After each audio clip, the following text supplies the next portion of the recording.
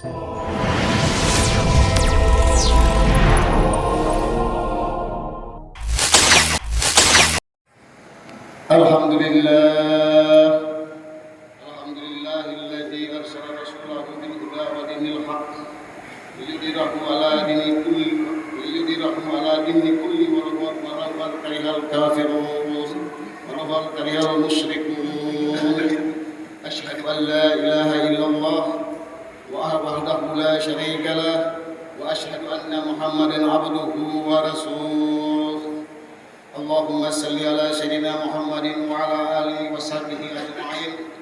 Amma ba'du, fa ya ibadallah, usini nafsi wa iyyakum bittaqwallah, faqad fazal muttaqun.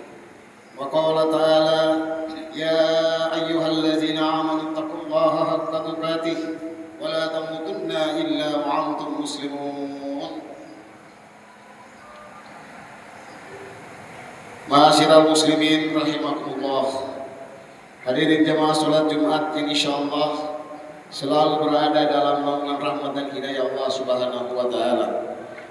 Pertama-tama marilah kita bersyukur kepada Allah atas segala nikmatnya. Nikmat keimanan dan nikmat keislaman. Karena dengan nikmat itu maka kita bisa berkumpul di tempat yang penuh barakah ini dalam rangka melaksanakan sholat Jumat secara berjamaah. Salawat dan salam semoga senantiasa tercurah pada panutan kita Nabi Muhammad SAW dan kepada keluarga, sahabat serta pengikutnya sampai hari kiamat kelak. Tak lupa pada kesempatan yang berbahagia ini melalui mimbar Jumat yang mulia itu, khotib mewasiati diri dan jamaah sekalian untuk selalu meningkatkan ketakwaan kepada Allah Subhanahu wa taala dengan ketakwaan yang sebenar-benarnya. Sesungguhnya ketakwaanlah sebaik-baik bekal baik di dunia maupun di akhirat. Ma'asyiral muslimin rahimakumullah.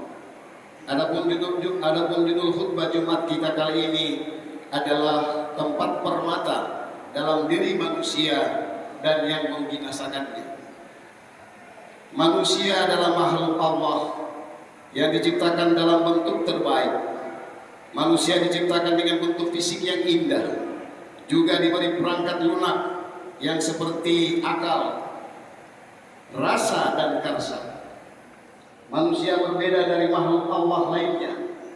Malaikat diciptakan hanya memiliki akal tanpa diberi syahwat dan nafsu. Hewan dibekali syahwat sehingga hidupnya hanya mengikuti keinginan kebutuhan badannya, makan, minum, berhubungan badan dan segala keinginan yang bersifat jasmania.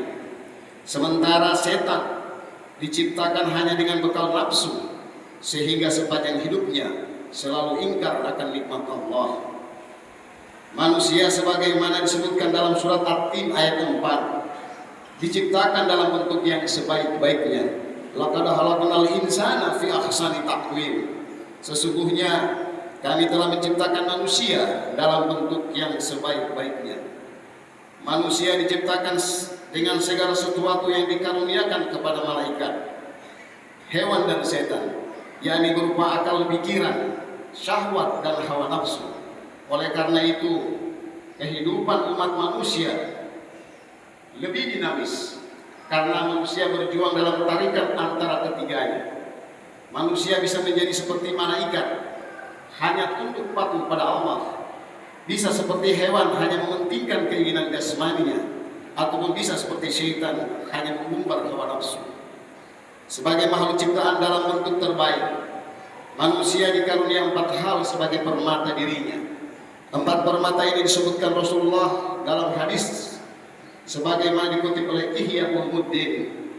Qala Rasulullah sallallahu alaihi wasallam, arba'atu jawahir fi jismi bani Adam yuzalu wa arba'atu atsya'a amal jawahir wal aqalu wad dayanu wal khaya umal amal sholih.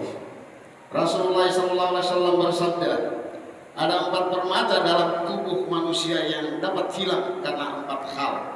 4 permata tersebut adalah akal, agama, sifat malu dan amal saleh. Yang pertama, permata akal. Akal adalah alat untuk memahami agama. Agama adalah rambu-rambu atau aturan yang memberikan arah pada manusia. Sifat malu adalah pengendali, dan amal saleh adalah buah dari akal memahami agama. Dengan pengendali berupa sifat malu tadi, akal menjadi pemimpin dalam tubuh manusia untuk memahami mana yang hak dan batil, mana yang patut ataupun tidak, mana yang harus dikerjakan ataupun ditinggalkan.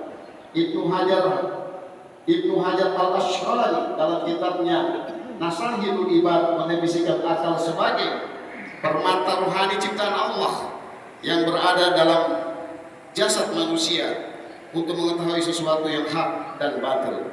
Ma'asyiral muslimin rahimakumullah. Permata kedua, agama. Permata kedua yang dikaruniakan Allah kepada manusia adalah agama. Agama adalah aturan atau norma yang mengarahkan akal manusia untuk menerima hal-hal yang baik, layak dan pantas. Agama menjadi pedoman bagaimana manusia menjalani kehidupannya, bagaimana mengendalikan syahwat dan nafsu. Akal sehat akan mengarahkan kita dapat menerima agama yang hanif atau yang lurus, yang mampu memberikan ketenangan lahir batin, dapat melahirkan sifat pengendali, malu serta membuahkan amal soleh. Permata ketiga, malu. Malu merupakan sifat yang dikembangkan oleh agama untuk mengendalikan perilaku manusia yang dapat membedakan kita dengan hewan ataupun syaitan. Oleh karena itu, Ibnu Hajar al-Asqalani membagi malu menjadi dua, yakni haya'un nafsiyun dan haya'un imaniyun. Haya'un nafsiyun adalah rasa malu yang diberikan Allah pada setiap manusia, seperti rasa malu memperlihatkan auratnya dan sejenisnya. Sifat ini tidak diberikan pada hewan. Sementara haya'un imaniyun adalah ketika seorang mukmin mampu mencegah dirinya untuk berbuat maksiat karena takut kepada Allah Subhanahu wa taala. Sifat ini hanya diberikan kepada orang mukmin yang mampu menggunakan akalnya untuk memahami perintah dan larangan Allah. Karena itu, wajar jika Rasulullah pernah memberikan nasihat kepada sahabatnya dengan mengatakan, al-haya'u iman, al-haya'u minal iman. Malu itu sebagian dari iman. Malu untuk berbuat maksiat, malu meninggalkan perintah agama, malu tidak berbuat baik dan lain sebagainya. Ma'asyiral muslimin rahimakumullah. Permata keempat adalah amal soleh. Amal soleh merupakan perbuatan yang patut dan baik menurut kaidah agama. Amal soleh adalah buah dari kemampuan kita memahami agama, menjalankan perintah agama, serta kemampuan kita mengendalikan sikap dalam kehidupan. Banyak orang mampu memahami agama atau mengerti ilmu agama, tetapi tidak mampu mengendalikan syahwat dan nafsunya, sehingga ia tidak memiliki rasa malu. Maka ia hanya bisa melakukan sesuatu yang hanya berorientasi pada kebutuhannya, yang kadang merugikan orang lain. Contoh sederhana yang dapat kita amati dalam kehidupan sehari-hari. Betapa banyak orang pandai agama, tetapi tidak mampu mengendalikan diri, sehingga ia bukan mengamalkan ilmu agama, namun hanya mempelajari agama untuk kepentingan dirinya dan kelompoknya. Maka akibat yang timbulkan dari itu bukan amal soleh, tetapi justru maksiat. Ma'asyiral muslimin rahimakumullah. Rasulullah dalam hadis di atas juga mengingatkan kepada kita akan bahaya yang mengancam 4 perkara manusia tersebut. Rasulullah mengatakan, qadalah, marah-marah dapat menghilangkan akal. Iri dan dengki atau hasud dapat menghilangkan agama.